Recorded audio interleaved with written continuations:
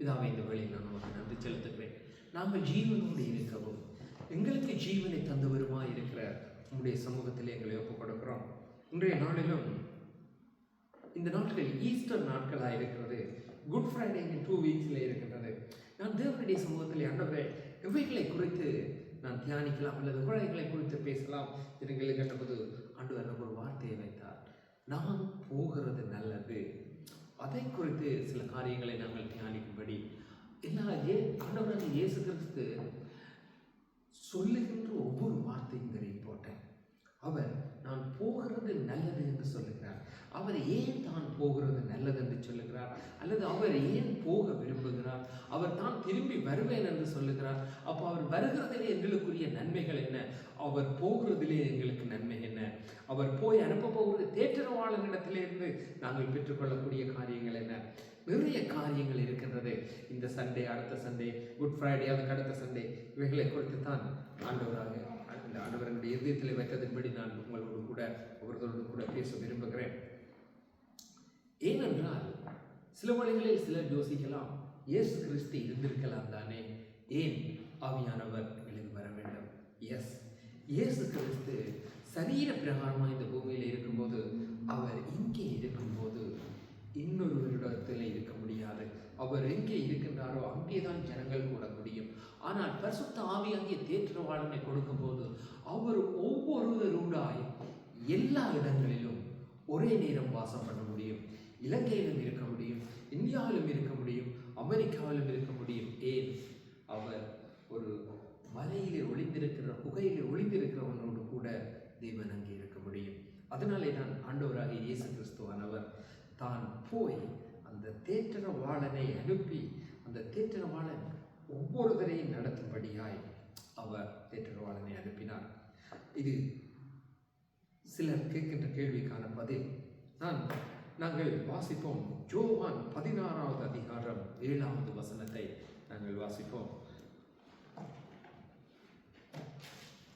யோவான் 16, 14 அந்த வசனங்களை தான் கூட நாங்கள் இன்றைக்கு பார்க்க போகின்றோம்.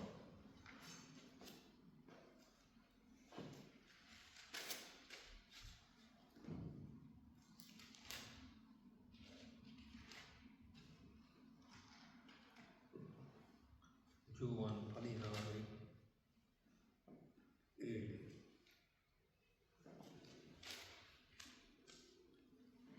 நான் உங்களுக்கு உண்மையை சொல்லுகிறேன், நான் போகிறது உங்களுக்கு பிரயோஜனமாயிருக்கும், அல்லது நான் போகிறது நல்லது என்று இருக்கும். ஒவ்வொரு பைபிள்கள் சொல்லுகிறது இன்டர்பிரிட்டேஷன். நான் போகாதிருந்தால் தேற்றரவாளன் உங்களிடத்தில் வரார், நான் போவேனே ஆகில் அவரை உங்களிடத்திற்கு அனுப்புவேன். யோவான் எழுதி வைத்திருக்கின்றார். ஆண்டவராக இயேசு கிறிஸ்து சொன்ன வார்த்தை.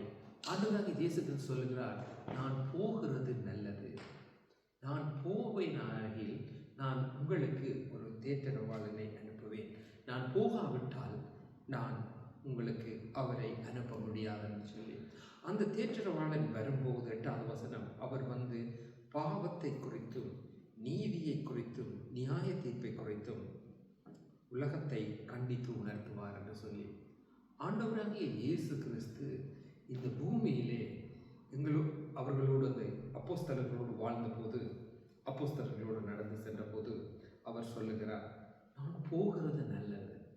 எஸ், அவர் சொல்லுகிறார், நான் போகிறது நல்லது, நான் போய் மீண்டும் வருவேன்.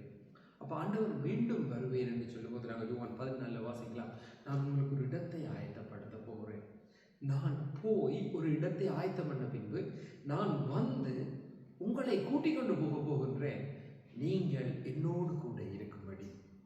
அப்போ எங்களுக்கு நாங்கள் இன்றைக்கு இயேசு கிறிஸ்துவை ஏற்றுக்கொள்வதற்கும் இயேசு கிறிஸ்துவின் அவசியம், பரிசுத்த ஆவியானவரின் அவசியம் ஏன் என்று சொன்னால், நித்திய ஜீவனுக்கு அவர் இல்லாமல் யாரும் போய்விட முடியாது. அதன் யோவான் எழுதும்போதுதான், பிதாவினிடத்திலே ஒருவன் போக வேண்டுமானால் குமாரனாகிய இயேசு கிறிஸ்துவனிடத்தில் வர வேண்டும் என்று சொல்லி. ஏனென்றால் அவர் அவருடைய பாவங்கள் மன்னிக்கப்படும் போது, கிறிஸ்துவானவர் அவருடைய பாவங்களை மன்னிக்கும் போது அவருடைய பாவங்கள் மன்னிக்கப்படுகின்றது. அவர்கள் தேவனுக்கு பிள்ளைகளாகின்றார்கள். பிதாவோடு கூட ஒப்புரவாக்குறார்கள். அப்போ ஒருவன் பரலோக ராஜ்யத்திலே பிரவேசிக்க வேண்டுமானால் கிறிஸ்துவனிடத்தில் வராமல் இந்த பூமியிலே பிறந்த எந்த ஒரு மனுஷனும் போய்விட முடியாது. அது நாங்கள் நல்லவர்களாயிருக்கலாம், எவ்வளவு நன்மைகள் செய்திருக்கலாம், எவ்வளவு காரியங்கள் செய்திருக்கலாம், அவைகள் எல்லாம் நல்லதுதான். ஆனால் நாங்கள் அவைகளை செய்ய வேண்டியவர்கள் தான். ஆனால் கிறிஸ்துவனிடத்திலே வந்து நாங்கள் அவைகளை செய்யும் போது அது இன்னும் பலனுள்ளதாய் காணப்படுகின்றது. நாங்கள் எங்களுடைய நோக்கம் ஒன்றே ஒன்றுதான். இந்த பூமியிலே வாழுகிற கிறிஸ்துவனுடைய பிள்ளைகளின் நோக்கம் ஒன்றே ஒன்றுதான், நித்திய ஜீவன், அவருடைய வருகையில் எடுத்துக்கொள்ளப்படுவது, அவரோடு சதாகாலமும் அவரோடு வாழ்வது, 1000 வருஷ அரசாட்சியிலே அவரோடு இருப்பது. அப்படி ஒவ்வொரு காரியங்களும் காணப்படும் போது தேவனாகிய கர்த்தர், ஆண்டவராகிய இயேசு கிறிஸ்து எங்களுக்கு வைத்த காரியம் சிலுவை என்பது, அவர் சிலுவை சுமந்தார். ஆனால் எங்களுக்கு அது மகிழ்ச்சி. சில வேளைகளில் குட் ஃப்ரைடே துக்கமான நாட்களாய் சில இடங்களிலே கொண்டாடுவார்கள், சில இடங்களிலே செய்வார்கள், சில ஆலயங்களிலே செய்வார்கள். ஆனால் அது துக்கமான நாட்கள் இல்லை, அது எங்களுக்கு மகிழ்ச்சியான நாட்கள். ஏனென்றால் 14வது அதிகாரத்திலே ஆண்டவராகிய இயேசு கிறிஸ்து சொல்லும்போது, எல்லாவற்றையும் உங்களுடைய இருதயம் கலங்காதிருப்பதாக, கலங்காதீங்க, கவலைப்படாதீங்க, எனக்காக நீங்கள், அவர் சொல்லும் வார்த்தைகளை சொல்லும்போது நீங்க எனக்காக கவலைப்படாதீங்க, உங்களுடைய பிள்ளைகளுக்காக கவலைப்படுங்கள் என்று. அப்ப இயேசு கிறிஸ்துவை சிலுவையிலே அடித்தார்கள் அவர்கள் என்று சொல்லி, அல்லது அதை ஒரு நாங்கள் பண்டிகையை கொண்டாடுகின்ற நேரத்தில் கூட, நாங்கள் இன்றைக்கு அதை நினைவு கூறுகிற நேரத்திலே கூட நாங்கள் கவலைப்பட தேவையில்லை. அதை சந்தோஷமாய் மகிழ்ச்சியாய் நாங்கள் செய்ய வேண்டியதாக இருக்கின்றது. அந்த சிலுவையிலே அவர் எங்களுக்கு பெற்று தந்த காரியம் என்ன, அல்லது அவர் எங்களுக்கு கொடுக்கப்பட்ட பரிசுத்த ஆவியானவரின் இம்பார்ட்டன்ட் என்ன? நாங்கள் ரோமர் 8வது அதிகாரம் 9வது வசனத்திலே வாசிக்கலாம், ஒருவன் தேவனுடைய ராஜ்யத்துக்குள்ளே பிரவேசிக்க முடியாது பரிசுத்த ஆவியானவர் இல்லாவிட்டால். அப்போ தேவனுடைய ஆவி இல்லாதவன் அவருடைய குமாரன் அல்ல. அப்ப ஒருவரிடத்திலே பரிசுத்த ஆவியானவர் இல்லை என்று சொன்னால் அவன் தேவனிடத்திலே, அதாவது தேவனுடைய ராஜ்யத்துக்குள்ளே பிரவேசிக்க முடியாது என்று சொல்லி நாங்கள் பார்க்கின்றோம். அப்ப ஒருவன் பாருங்க, நான் வாசிக்கின்றேன் 14வது அதிகாரம் 3வது வசனம் சொல்லுகிறது, நான் போய் உங்களுக்கு ஒரு ஸ்தலத்தை ஆயத்தம் பண்ணின பின்பு நான் இருக்கிற இடத்திலே நீங்களும் இருக்கும்படி நான் மறுபடியும் வந்து உங்களை என்னிடத்தில் சேர்த்துக் கொள்வேன்.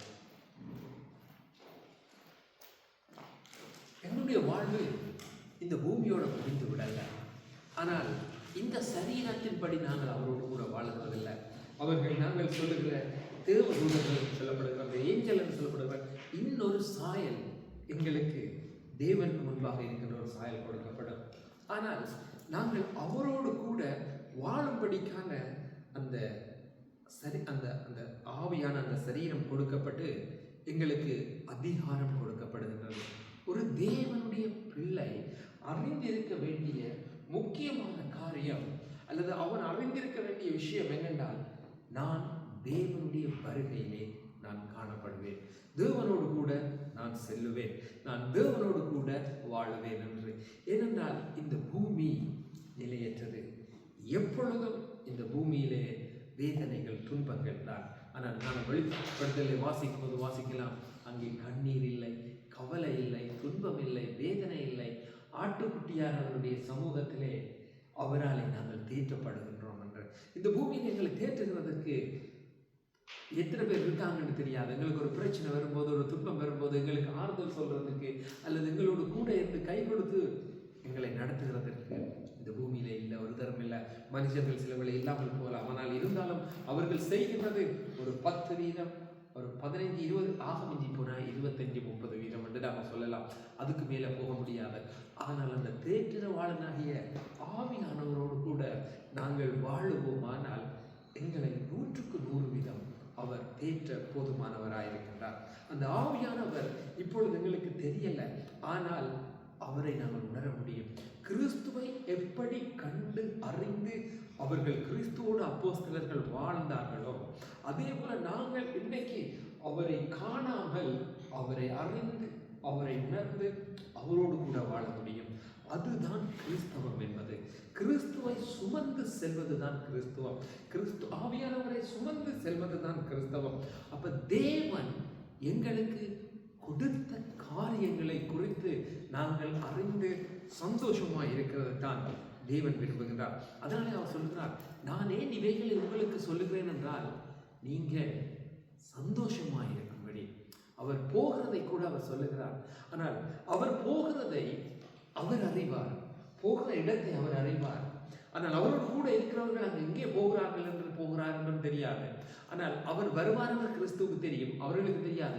பின்பு கிறிஸ்து சொன்ன பின்புதான் அவர்களுக்கு தெரியும். அப்போஸ்தலர்கள் கவலைப்படுகின்றார்கள், ஆண்டவரே நீர் போகக்கூடாது என்று சொல்லி. ஆனால் அவர் போகணும் என்று சொல்கிறார். ஏனென்றால் நான் போயிட்டு பின்பு நான் வருவேன், உங்களுக்கு தேற்றரவாளனை அனுப்புவேன் என்று சொல்லி. நான் யோவான் 16வது அதிகாரத்திலே 8வது வசனத்திலே எங்களுக்கு தேவன் அழகாய் சொல்லியிருக்கிறார் அந்த பரிசுத்த ஆவியின் அவசியம். அதனாலே தான் நான் உங்களுக்கு சொன்னேன், ஆவியானவர் எப்பொழுதும் எங்களோடு கூட இருக்கின்றார் சரீரத்தின்படி. நாங்கள் ஏன்னு சொல்லி சொன்னால் 8லிருந்து 11 மட்டும் நாங்கள் வாசிப்போமானால் அவைகள் வெரி இம்பார்ட்டன்ட். ஏன்னு சொன்னால் பரிசுத்த ஆவியானவர் எங்களுக்கு கொடுக்கப்படும் போது அவர் பாவத்தை குறைத்தும் நீதியை குறைத்தும் நியாயத்தை தீர்ப்பை குறைத்தும் கண்டித்து உணர்த்துவதோடு மட்டுமில்லை, என்னை விசுவாசியாத படியினாலே பாவத்தை குறைத்தும் அவர் நீங்கள் என்னை காணாதபடிக்கு நான் பிதாவினிடத்திற்கு போகிறபடியினாலே நீதியை குறித்தும் இந்த உலகத்தின் அதிபதி நியாயம் தீர்க்கப்பட்டதினாலே நியாய தீர்ப்பை குறித்தும் கண்டித்து உணர்த்துவார். எங்களுக்கு இந்த உலகத்தின் அதிபதியாகிய பொல்லாத பிசாசானவனை தேவன் ஜெயித்தார். அவர் ஜெயித்ததினாலே நாங்கள் ஜெயித்தோம்.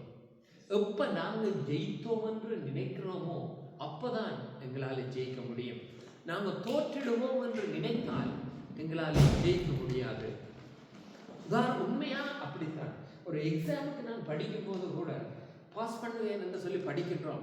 ஆனால் சில வேளைகளில் நாங்கள் நினைத்த காரியங்களை செய்து விட முடியாது. ஆனால் ஒருவர் சொல்லுகிறார், நான் எப்பொழுது ஜெயிப்பேன் என்கின்ற சிந்தை ஒருவருக்கு தோணுகிறதோ அப்பொழுதுதான் அவர் அந்த இலக்கை அடைய முடியும் என்று சொல்லி. நான் அந்த ஜெயிப்பேனோ அல்ல அந்த இலக்கை பெறமாட்டேன் என்று நினைத்தால் அந்த இலக்கை அவர் பெறுவது மிக மிக கடினம். 1-2 பேர் சில வேளைகளில் அதை பெற்றுவிடலாம். ஏனென்று சொன்னால் அவர்களோடு போட்டியிடுகிறவர்கள் வீக்காக இருக்கின்ற பட்சத்திலே அதை பெற்று விடுகிறார்கள் என்று சொல்லி உலகத்தின் நிமித்தம். ஆனால் நாங்கள் ஒரு காரியத்தை பெற்றுக்கொண்டு இருக்கின்றோம் அல்லது பெற்று விடுவோம் அல்லது பெற்றிருக்கின்றோம் என்று நாங்கள் அதை அறிந்திருக்கும் போது நாங்கள் அதை சுதந்திரிக்கின்றவர்களாக இருக்கின்றோம். அன்றவர் 12வது வசனத்தில் சொன்னார், இன்னும் அநேக காரியங்களை நான் உங்களுக்கு சொல்ல வேண்டியதாக இருக்கிறது, அவைகளை நீங்கள் தாங்க மாட்டீர்கள் என்று சொல்லி தேவன் எங்களுக்கு நிறைய காரியங்களை தெரிவிக்கின்றார். நீங்கள் பரிசுத்த ஆவியானவரோடு இணைந்து வாழ்வீர்களானால், அவரோடு கூட நடப்பீர்களானால் இன்னும் நீங்கள் நிறைய காரியங்களை நாங்கள் அறிந்து கொள்ள முடியும். எங்களுக்கு ஒரு ஆசை இருக்க வேண்டும். கிறிஸ்து எங்களுக்காக ஏற்படுத்துகின்ற இடம் அப்படி இருக்கும். ஸோ அவர் எப்பொழுது வருவார், நான் எப்பொழுது அவரோடு கூட இருப்பேன், நான் அவரோடு வாழும்போது அவரால் நான் எப்படி தேற்றப்படுவேன் என்று சொல்லி எங்களுடைய இருதயத்தில் ஒரு இமேஜின் இருக்க வேண்டும். அப்பொழுதுதான் நாங்கள் அவரோடு அந்த ஒரு வாழுகின்ற ஒரு வாழ்க்கைக்கு நாங்கள் போக முடியும். உதாரணத்துக்கு நாங்கள் ஒரு சாப்பாடு கடைக்கு சாப்பிட போனால் அந்த சாப்பாடு ஒவ்வொன்றமாக இருக்கும் என்று நாங்கள் யோசிப்போம். இன்னொருவர் சொன்னால் கூட, அங்கே போயிட்டு சாப்பிட்டு வந்தவர் சொன்னால் கூட நாங்கள் போய் எப்படி யோசிச்சிருக்கோம், ஒரு சூப்பர் சாப்பாடு நல்லா இருக்கும் அப்படின்னு நினச்சிட்டு போவோம். அவங்களுக்கு ஒரு கற்பனை இருக்கும், எங்களுக்குள்ளே ஒரு எண்ணம் இருக்கும். அதே போல தான் பரலோக ராஜ்யத்துக்குள்ளே ஒரு போகின்ற ஒருவனுக்கு அல்லது தேவனோடு கூட அந்த நடக்கிற அந்த காரியங்களுக்குள்ளே வாழ்கிறவனுக்கு அதை குறித்ததான எண்ணம் சிந்தை எப்பொழுதும் காணப்படும். அதனாலே தான் ஆண்டவராக இயேசு கிறிஸ்து சொல்லுகிறார், நான் போகிறது நல்லது. ஏனென்றால் நான் எங்கே போகிறேன் என்று நீங்கள் அறியாதபடியினாலே நீங்கள் வேலை யோசிக்கிறீங்க. நான் பிதாவினிடத்திலே போகிறேன் என்று அறிந்திருந்தால் நீங்கள் கவலைப்பட மாட்டீர்கள் என்று சொல்லி. அப்போ நாங்களும் பிதா வேறு, குமாரன் வேறு, ஆவியானவர் வேறு அல்ல. பிதா, குமாரன், பரிசுத்த ஆவியானவர் திரியேக தேவன் அவர்கள் மூவரும் ஒன்றாய்த்தான் இருக்கின்றார்கள். ஒவ்வொரு கிரியைகளை நடப்பிக்கும் போது அவர்கள் வெவ்வேறு ஸ்தானத்துக்கு சொல்லப்படுகிறது. இப்போ எப்படி தண்ணி நாங்கள் குடிக்கும்போது தாகம் தீர்க்கிறதற்கும், குக் பண்ணும்போதற்கு ஸ்ட்ரீமாக இருக்கிறதற்கும், பாதுகாக்கிறது ஐஸ் கட்டியாய் நாங்கள் இருக்கிறதோ, அதே போலதான் பிதா, குமாரன், ஆவியானவர் மூவரும் ஒன்றாக இருக்கின்றார்கள். ஆனால் அவர்கள் செய்கின்ற அந்த கிரிகைகள், அவர்கள் செய்கின்ற காரியங்கள் வித்தியாசமாய் இடத்துக்கு இடம் வேறுபடுகின்றது. பிதாவாய் இருந்து அவர் பரலோகத்திலே இருக்கின்றார். குமாரனாய் வந்து பூமியிலே எங்களுக்காக அந்த தன்னுடைய சரீரத்தை கொடுத்து எங்களுக்காக பாவத்தை மன்னிக்கின்றார். பரிசுத்த ஆவியானவராய் எங்களோடு கூட இருந்து எங்களை நடத்துகின்றார். நல்லது இது, கூடாதது இது, பிழை இது, இது உனக்கு தீங்கு விளைவிக்கும், அங்கு போகாதே, இது உனக்கு நல்லது, நீ இதை சாப்பிடு, அல்லது இது பாவம், இது மரணத்தை சம்பவிக்கும் என்று சொல்லி, அப்ப தேவன் எங்களுக்கு ஒன்றாகவே இருந்து எங்களுக்கு கற்றுத்தருகின்றார். ஏனென்றால் எப்ப நாங்கள் இதையெல்லாம் அறிஞ்சு கொள்வோம் தெரியுமா? நாங்கள் அவருடைய வார்த்தையிலே அன்பாயிருந்து நாங்கள் அவரோடு இணைந்திருக்கும் போது அவர் எங்களுக்கு இவைகளை வெளிப்படுத்துகின்றவராக இருக்கின்றார். தேவன் உங்களுக்கும் வெளிப்படுத்துவார். நீங்கள் அவரிடத்தில் அன்பாயிருந்தால், தேவனிடத்தில் யார் அன்பாயிருக்கின்றார்களோ அவர்களுக்கு தேவன் எல்லாவற்றையும், அதாவது அவனுக்கு என்னென்னத்தை தேவன் அறிவிக்க வேண்டும் என்று விரும்புகிறாரோ, அல்லது தேவன் காண்பிக்க, அல்லது ஒரு காரியத்தை செய்ய, அதை தேவன் வெளிப்படுத்துகின்றவராக இருக்கின்றார். நாங்கள் பார்ப்போம். யோவான் 14:21 நான் வாசிக்கிறேன் பாருங்க. என் கற்பனைகளை கை கொண்டும் அவைகளை கை கொள்ளுகிறவனே என்னிடத்தில் அன்பாயிருக்கின்றான். என்னிடத்தில் அன்பாயிருக்கிறவன் என் பிதாவுக்கு அன்பாயிருப்பான். நானும் அவனில் அன்பாயிருந்து அவனுக்கு என்னை வெளிப்படுத்துவேன். கடவுள் உங்களுக்கு வெளிப்படணும் என்றால், அல்லது கிறிஸ்து எங்களுக்கு வெளிப்படணும் என்றால், தேவன் எங்களுக்கு வெளிப்படணும் என்றால், முதல் நாங்கள் அவரிடத்தில் அன்பாயிருக்க வேண்டும். அவரிடத்தில் அன்பாயிருக்கிறது என்றால் நாங்கள் அவருடைய வார்த்தைகளை கைக்கொள்வதுதான். அவரிடத்திலே அன்பாயிருக்கும் போது நாங்கள் அவரிடத்திலே இருந்து சகலவற்றையும் பெற்றுக்கொள்ள முடியும், பெற்றுக்கொள்ளலாம். பூமியிலே கூட நாங்கள் ஒருவரிடத்தில் அன்பாக இருக்கும்போது நாங்கள் எல்லாவற்றையும் பெற்றுக்கொள்கிறோம். சில வேளைகளில் கோபத்தில் கூட நாங்கள் பெற்றுக்கொள்கிறோம். அதே போலதான் தேவனும் சில வேளைகளில் நாங்கள் செய்கின்ற காரியம் அவருக்கு பிடிக்காமல் இருந்தாலும், தவறாக இருந்தாலும், அவர் கோபப்பட்டாலும், அவர் தான் தகப்பன் என்கின்ற ஸ்தானத்திலே எங்களுக்கு அவர் எல்லாவற்றையும் வைக்கின்றவராக இருக்கின்றார். ஆனால் அவர் எப்பொழுது என் பிள்ளையானவன், எனக்கு பிரியமானபடியெல்லாம் நடப்பான் என்கின்ற ஒரு ஏக்கம் இந்த பூமியில ஒரு தகப்பனுக்கு எப்படி காணப்படுமோ அதே போலதான் தேவனும் இருக்கின்றார். நாங்கள் தேவனை கடவுள் என்று சொல்லிவிடுகிறோம். அவரை நாங்கள் சும்மா ஒரு இமேஜின் பண்ணிட்டு சொல்லிவிடுகிறோம். அவர் ஜீவன் உள்ளவராக இருக்கின்றார். நாங்கள் பார்க்கின்றபடி, நாங்கள் கேட்கின்றபடி, நாங்கள் நினைக்கின்றபடி கடவுள் இருக்கின்றது சும்மா இல்லை. அவர் ஒரு ஜீவன் உள்ளவராக இருக்கிறார். ஜீவன் என்றால் அவர் உயிரோடு இருக்கின்றார். அவர் உயிரோடு இருக்கின்ற ஒரு எனக்கு சாதாரணமான நினைவுகள், சாதாரணமான காரியங்கள் காணப்படும் என்றால் அவருக்கும் அவ்வண்ணமாக இருக்கின்றது. அதனாலே தான் அவர் எங்களுக்கு உதவி செய்கின்றவராக இருக்கின்றார். ஒரு நான் உணர்வுள்ளவனாய், உயிரோடு இருக்கின்றவனாய், ஜீவனுள்ளவனாய் இருக்கிறபடியினால் தான் என் பிள்ளையை குறித்ததான என் பார்வை, என் நோக்கம், பாதுகாப்பு, அவனுக்கு தேவையான சகலதையும் என்னால் உணர்ந்து கவனித்து இமேஜின் பண்ணி நான் அவனுக்கு கொடுப்பேன். ஒரு தகப்பன் அப்படித்தான். அதே போலதான் தேவனாகிய கர்த்தரும் அவர் ஜீவன் உள்ளவராய் இருக்கின்றார். அவர் சகலவற்றையும் செய்கின்றவராய் இருக்கின்றார். அவர் எங்களுக்குள்ளே வாசம் பண்ணுகிறவராய் இருக்கின்றார்.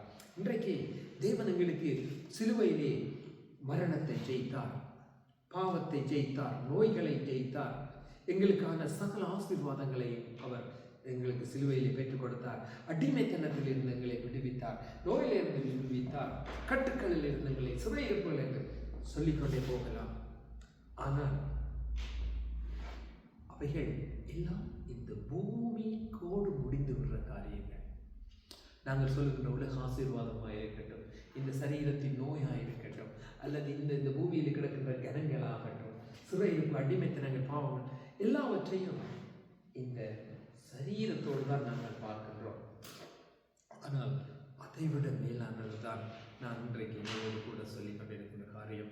தேவனங்களோடு நாங்கள் அதை குறித்து பின்பு பார்ப்போம். அது குட் ஃப்ரைடேல என்று நாங்கள் அதை குறித்து தியானிப்போம்.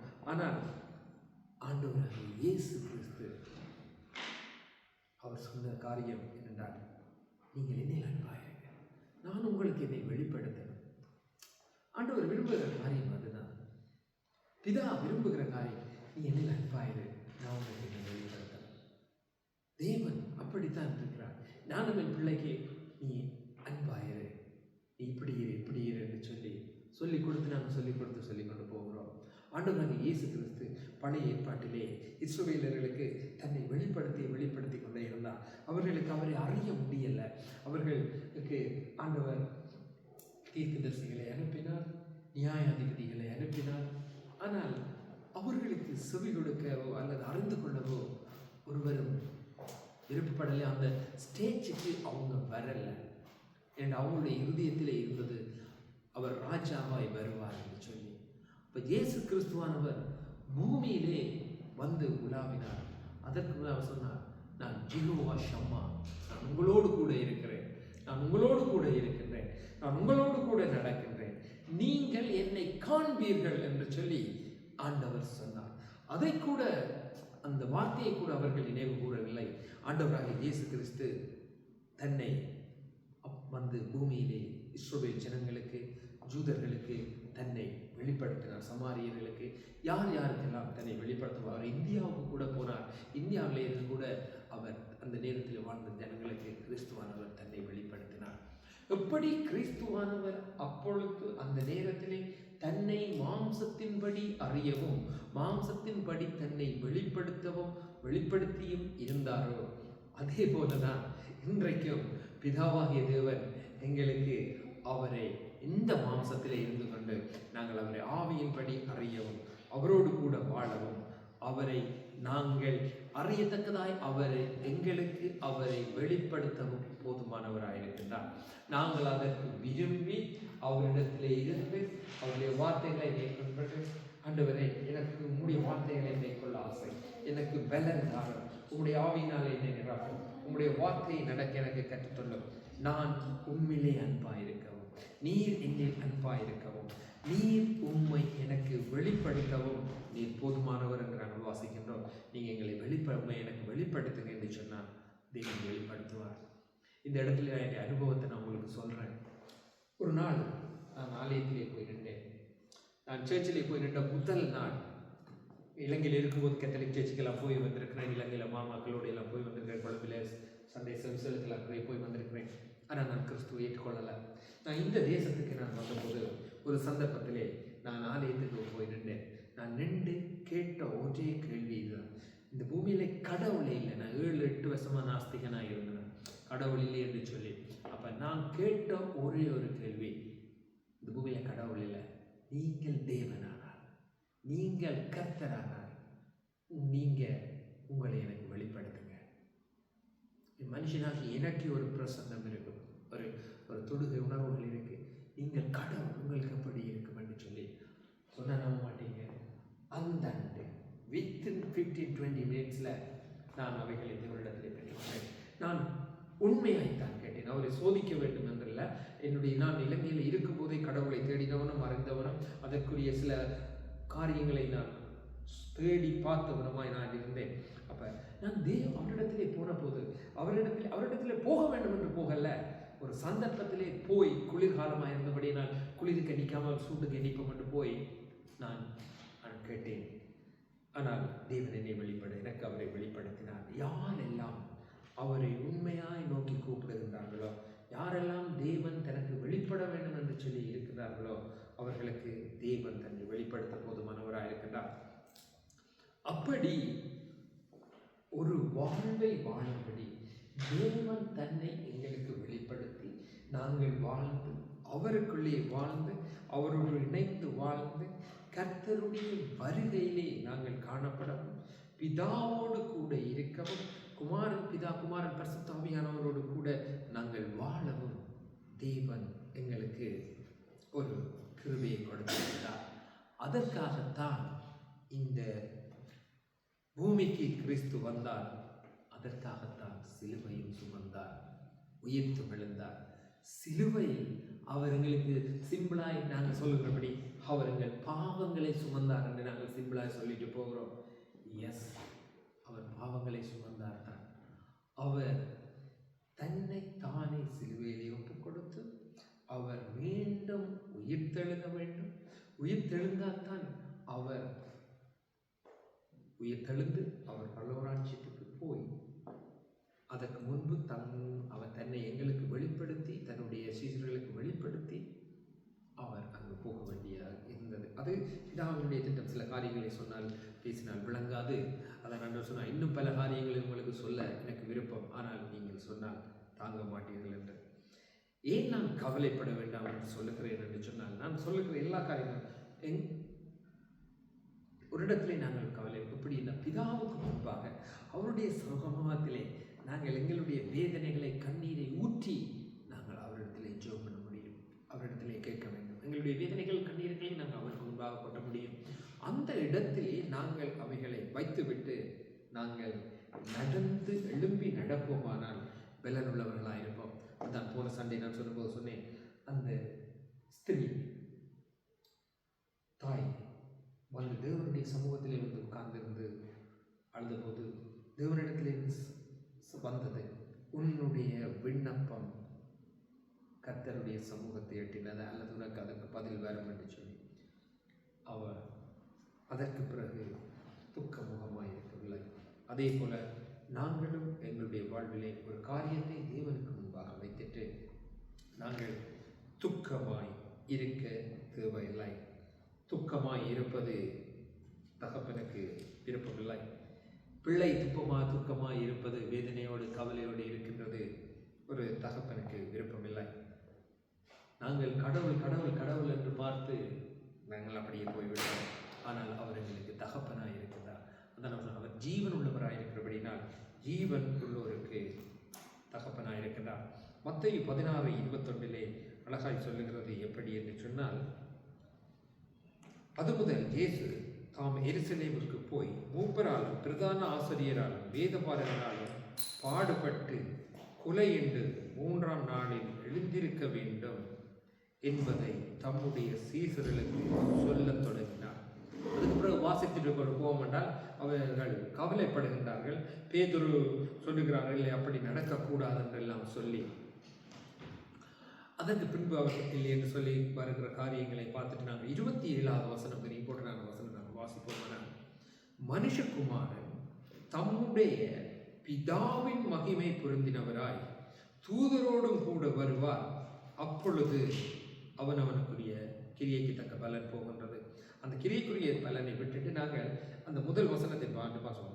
அப்படின்னா இயேசு கிறிஸ்து மனுஷகுமாரன், இயேசு கிறிஸ்துவானவர் தம்முடைய பிதா கடவுளுடைய மகிமை பொருந்தினவராய் அவருடைய தேவ தூதர்களோடு கூட வருவார். ஏன் வருகின்றார்? நாங்கள் முதல் வாசித்தபடி யோவான் 16 அவர் எங்களை கூட்டிக் கொண்டு போக அவர் வருகின்றார். அதான் ஆண்டவர் சொல்லுகிறார்.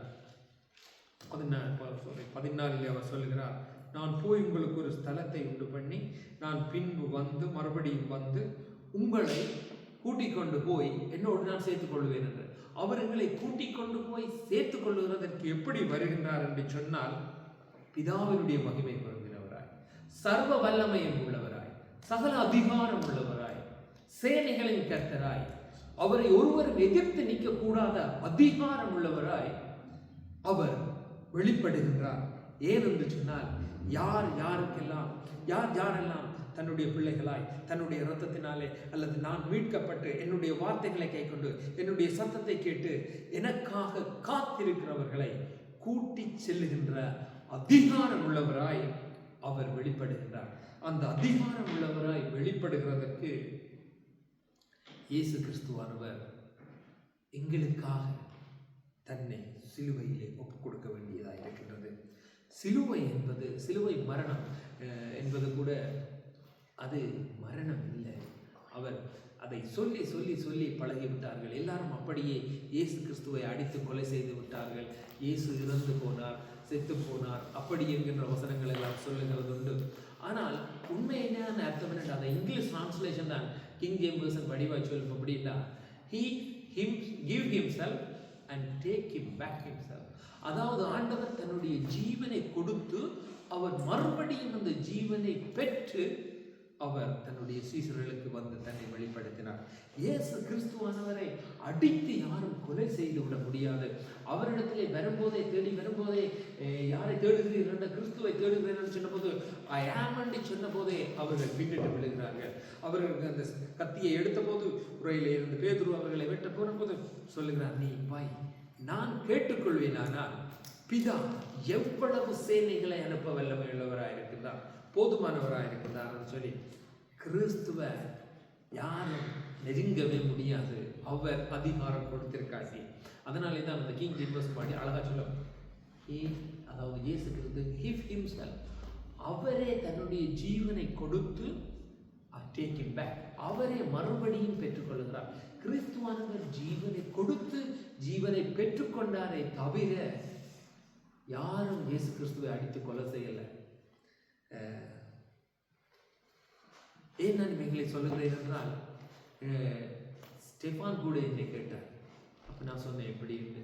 அநேகம் பேருக்கு தெரியாது. எல்லாரும் சொல்லுகிறாங்க இயேசுவை அடித்து கொலை செய்தாச்சு, இயேசு குருவை அடித்து கொலை செய்தாச்சுன்னு சொல்லி. உங்களை யாரும் கேட்டா சொல்லுங்க, நோபடி கான்டாக்ட், ஒருவரும் தொட முடியாது. ஆதாரம் நான் காட்டுறேன். அவரே சொல்லுகிறார், நான் என்னுடைய ஜீவனை கொடுத்து நான் மறுபடியும் பெற்றுக்கொண்டு நான் திரும்ப வருவேன், நான் போவேன், நான் வருவேன். ஸோ அந்த இயேசு கிறிஸ்துவை தான் நாங்கள் ஏற்றுக்கொண்டிருக்கின்றோம். நான் இன்றைக்கு சொல்லுகிறதான காரியம் என்னவென்று சொன்னால், இயேசு எங்களுக்கு பெற்றுக் கொடுத்தவைகள் தனியே இந்த பூமிக்கு உரியவைகள் அல்ல. நாங்கள் பூமிக்கு உரியவைகளோடு மாத்திரம் சில வேளைகளில் நின்று விடுகின்றோம். சில வேளைகளில் பூமிக்கு உரியவைகளையே நாங்கள் காட்டுகின்றோம். சேர்ச்சுக்கு வாங்க, உங்களுக்கு அது கிடைக்கும், இது கிடைக்கும், ஐஸ்வர்யம் கிடைக்கும், ஆசீர்வாதம் கிடைக்கும் என்று சொல்லி எஸ், அழிந்து போகின்றவைகளை கர்த்தர் கொடுக்கின்றார். ஆனால் அவைகளை பார்க்கிலும் அழியாதவைகள், நித்திய காலமானவைகள் எவ்வளவோ எங்களுக்கு வைக்கப்பட்டிருக்கு. அவைகளை கண்டுகொள்ளுங்க, அவைகளை தேடுங்க. நீங்க அவைகளை தேடும் போது இன்னும் பலனுள்ளவர்களாய் மாறுவீர்கள். ஏனென்றால் நாங்கள் அழிந்து போகின்றவைகளை தேடும் போது எங்களுக்கு பலன் வருமானால், அழியாதவைகளை தேடும் போது எங்களுக்கு எவ்வளவு பலன் உண்டாயிருக்கும். அந்த பலன் எங்கிருந்து கொடுக்கப்படுகிறது என்றால் உன்னதத்தில் இருந்து கொடுக்கப்படுகிறது. அந்த உன்னதத்தின் பலன் நாங்கள் வாசிக்கலாம். லூக்காவிலே மரியாளின் மீது வந்து இறங்கின போது அந்த உன்னதத்தின் பலன் நிரப்பும், அது உனக்குள்ளே பிறக்கிறது. பரிசுத்தம் என்று என்ன பண்ணுகின்ற அந்த உன்னதத்தின் பலனாகிய கிறிஸ்துவை, அவரை யாருமே ஜெயிக்கல. பிசாசு ஜெயிக்கல, நோய் ஜெயிக்கல, மரணம் ஜெயிக்கல, எதுவுமே ஜெயிக்கல. ஸோ அந்த உன்னதத்தின் பலன் என்னை நிரப்பும் போது என்னை மரணம் ஜெயிக்க முடியாது. அதாவது பாவமாகிய மரணம் ஜெயிக்க முடியாது, நோய் ஜெயிக்க முடியாது, வேதனை துன்பம் எதுவுமே ஜெயிக்க முடியாது. ஆனால் மரணம் ஒரு நாள் வரும். மரணம் மனுஷனுக்கு கட்டாயம் வரும். ஏனென்றால் இந்த சரீரம் எங்களுக்கு பெர்மனண்டாக தான் கொடுக்கப்பட்டிருக்கிறது. இயேசு கிறிஸ்து கூட இந்த பூமியிலே சரீரத்தை பெற்று அவர் அந்த சரீரத்தை அவர் விட்டுத்தான் சென்றார். அதுதான் எங்களுக்கு ஒரு காரியம். மற்றும்படி மனுஷனாய் பிறந்த எனக்கு மரணம் நிச்சயிக்கப்பட்டிருக்கிறது. ஆனால் அந்த வாழ்கின்ற அந்த வாழ்வில் கூட தேவன் எங்களுக்கு எந்த ஒரு, அதாவது பாவத்துக்கு ஏதுவான மரணம் அல்லது எதிரியானவருடைய ஆளுகை, நோய்கள் அல்லது வேதனைகள், துன்பங்கள், காரியங்கள், அவைகளை தேவன் மேற்கொள்ள பலனை தருகின்றார். சில வேளைகளில் எங்கள் வாழ்வில் வேதனை வரும், துன்பம் வரும். கிறிஸ்துவுக்கென்று ஒருவன் தன்னை அர்ப்பணித்தால் அவனுக்கு கட்டாயம் வேதனை, துன்பம் வரும். அதை தாங்கிக் கொள்ளவும், அதை ஜெயிக்கவும், அதை சகிக்கவும் தேவன் அவனுக்கு பலத்தை அதற்கேற்றபடி கொடுக்கின்றார். நாங்கள் இந்த வேளையிலே நாங்கள் ஜெபம் பண்ணுவோம். பிதாவே, நீர் சர்வ வல்லமை பொருந்தினவராய் பிதாவுடைய மகிமையோடு கூட உம்முடைய தூதர்களோடு கூட நீங்கள் வருவீங்க.